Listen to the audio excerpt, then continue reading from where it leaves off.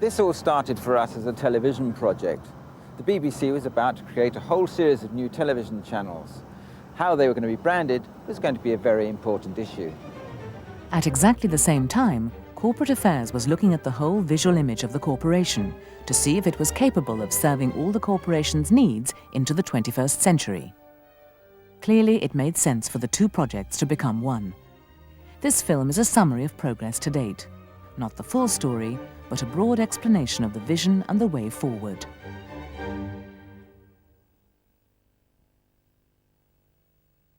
The way the BBC designs its logos for television brands at the moment revolves around three elements: corporate logo, brand name or numeral, and personality of the brand.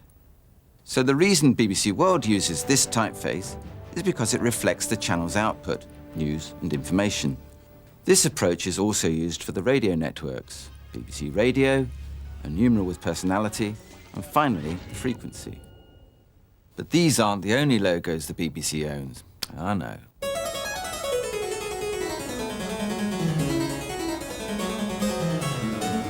In fact, under the prevailing branding system, if it's got a name, it's got a logo. There's a logo for locations, the shop has a logo, even the club has a logo. This results in the BBC being the proud owner of zillions of logos.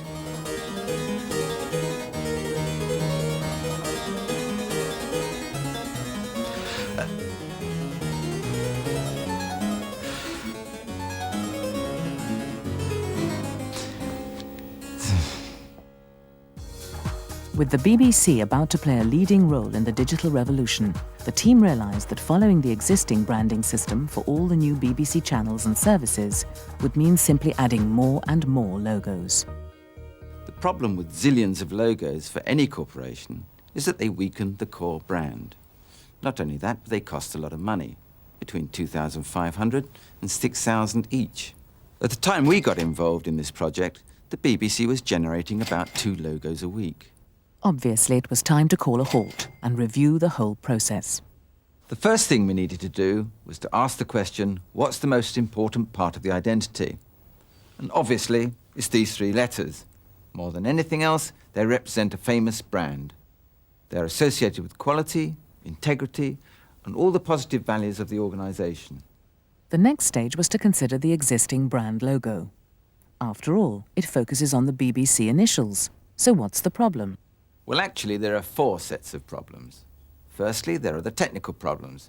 It doesn't work on screen, because when reduced, the little lines disappear, and so do the counters. That's the little bits in the centre of the letters. And off-screen, when it's a colour logo on a colour photograph, it's again possible to disappear.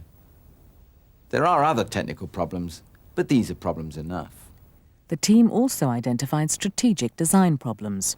Now, if this looks vaguely familiar, that's because it's meant to. It has its roots in the 60s, or was it the 50s? But the problem is that bringing elements of the design across to this new logo, the designers also imported a specific period feel. Not quite the values you want for a global corporation going into the 21st century. The logo didn't work tactically either, alongside other BBC services and products. The problem here is that you can never get the brand names to look comfortable alongside the diagonal logo. See what I mean? Finally, the logo didn't work financially. It's a 4-colour letterhead at its cheapest, but you also have 7-colour and even 10-colour letterheads, and that costs. Before redesigning the BBC corporate logo, certain criteria had to be established. Technically, it would have to work in all media, from television, laptops and websites to a range of printing processes. Strategically, it needed to avoid being identified with any particular era. Tactically, it would need to work with all the BBC output areas, accommodating new ones, be simple to manage, and sit alongside all the different brand personalities. Financially, it would have to be less expensive to produce. Finally, there was an aesthetic consideration. The actual standard of design would have to be at a world-class level. So, with all this criteria in mind, we were in the market for a typeface. We settled on Gill Sans, not surprisingly designed by a man called Eric Gill. He was a master type designer who was most famous around about the 1930s. He was also a wonderful sculptor, and rather appropriately, you can find his sculptures around Broadcasting House. Eric Gill also represents that high standard of craftsmanship for which Britain and the BBC are renowned throughout the world. This is what we call the Lovey argument. For those of us for whom the creative product is important, a very convincing argument it is too.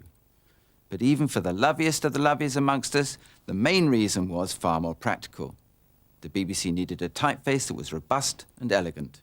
Gill fits the bill to a T, you might say. As a result, what was recommended was a very simple but highly significant change from this to this. By doing this, we solve all the technical problems in one hit. No fine lines, no disappearing counters. As you can see, we've kept the boxes and straightened them up. If we'd used a completely different shape to contain the letters, the result would have looked more like the Banstead Borough Council or the Big Biro Company. It would have lost its BBC-ness. The team realised that neither the aesthetic nor the technical arguments on their own would be reason enough to justify a project as big as a wholesale change in corporate identity. However, the most compelling argument for changing the logo is this. What we do about this is dependent on the jobs it has to do. It has a corporate job, a nation's job, a region's job. It needs to work with the directorates. It has a commercial job. Then come the brands, TV brands, radio brands, and local radio brands.